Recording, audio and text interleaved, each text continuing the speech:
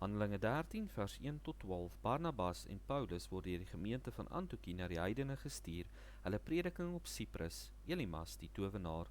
En daar was in die plaaslike gemeente in Antiochie sekere profete en leraars, naamlik Barnabas en Simon, wat Niger genoem word, en Lucius die Sinereer, en Manahem, wat saam met Herodes die viervors groot geword het, en Saulus. En terwyl hulle besig was om die Here te dien en te vas, het die Heilige Gees gesê, sonder nou Barnabas en Saulus vir my af vir die werk, waarvoor ek hulle geroep het. En toe hulle gevas en gebid het, en hulle die hande opgelê het, laat hulle hul gaan. So het hulle dan deur die Heilige Gees uitgestuur, afgegaan na Selusie, en daarvandaan weggevaar na Cyprus.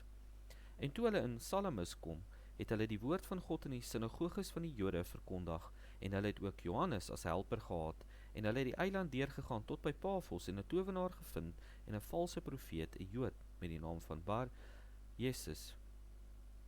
Hy was by die gouverneur Sergius, Paulus 'n verstandige man, die het Barnabas en Saulus laat roep, en het versoek om die woord van God te hoor, maar Elimas, die towenaar, want so word sy naam vertaal, het hulle teëgestaan, en het probeer om die gouverneur afkerig te maak van die geloof.